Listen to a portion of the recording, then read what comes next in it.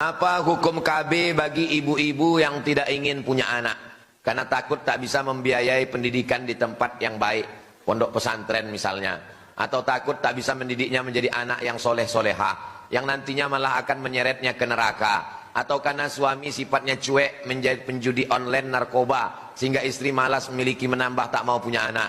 Ini bertanya apa curhat?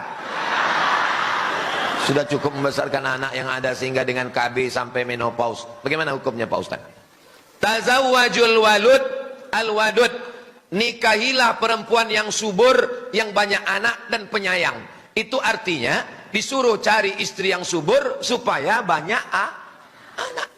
Kalian yang belum nikah, yang udah tak usah senyum-senyum lagi. Yang belum nikah, kalian cari perempuan yang subur. Dari mana kita tahu dia subur? Mana boleh dites duluan? Makanya waktu kenalan tanya, "Dek, mak kau berapa anaknya?" "Mak aku anaknya 12 bang." "Gua banget nih." Gitu. Cari perempuan yang subur. Kenapa?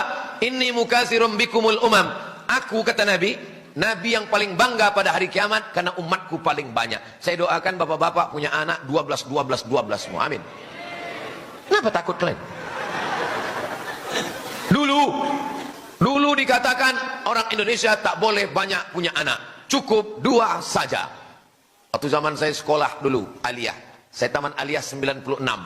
Waktu itu sedang heboh-hebohnya BKKBN, program cukup 2 anak. Ada duit limper, ingat duit limper, 5 perak, gambarnya ibu, anak 2 sama bapak. Apa katanya? Tak boleh punya anak. Sekarang kita ketakutan sama orang Tiongkok mau datang. Kenapa? Karena mereka penduduknya, India sekarang penduduknya 1,4 miliar. Cina sekarang penduduknya lebih 1 miliar. Indonesia tak sampai 300 juta. Sementara tanah kita luas, bumi kita penuh, minyaknya banyak. Kita kekurangan warga negara sekarang. Kalian cepat nikah. Kalau bisa 1, 2, 3, 4. Siap? Kalian mesti punya anak banyak-banyak. Umat Islam mesti kuat sebab kita menghadapi tantangan yang luar biasa. Jelas?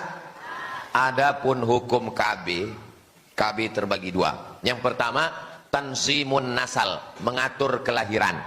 3 tahun, 3 tahun, 3 tahun. Yang kedua, tahdidun nasal, membatasi kelahiran. KB 2 jenis.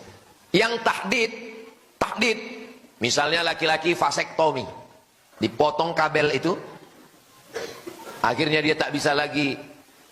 Senapang angin itu meletus, cuman senapan itu hidup, cuman tak berpeluru dia lagi. Nah, vasektomi hukumnya haram. Kenapa? Karena dia memutus keturunan. Tak boleh dalam Islam memutus keturunan. Kalau perempuan yang putus tak punya anak lagi, itu namanya steril. Kalau perempuan sudah di steril, dia tak punya anak lagi. Haram hukumnya steril. Kecuali 1, perempuan yang melahirkan anak melalui sesar. 1, 2, 3. Kata dokter tak boleh lagi ibu, karena ibu udah sesar. Kalau ibu melahirkan lagi, perut ibu terbuka, tak tertutup-tutup lagi. Pilihannya 2, antara mati atau steril. Maka boleh steril dalam keadaan darurat tingkat tinggi. Atau dia kena penyakit diabetes akut, gulanya tinggi.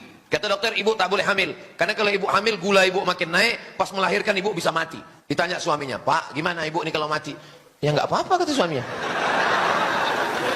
Ibu tak boleh hamil. Karena kalau ibu hamil nanti mati. Mimdate mata ya bawati. Tak boleh. Vasektomi laki-laki haram tanpa sebab. Perempuan kalau dia steril tak boleh tanpa sebab. Yang boleh itu adalah tanzimun nasal, pengaturan. 3 tahun, 3 tahun, 3 tahun. Tapi alat-alatnya itu ada yang memudaratkan.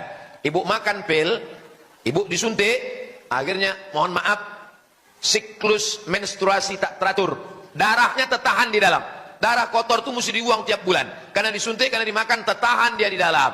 Berubah menjadi kanker, menggumpal di dalam. Kanker macam-macam. Akhirnya ibu mati. Gara-gara bapak yang tidak bertanggung jawab. Mau enaknya saja, memang laki setan.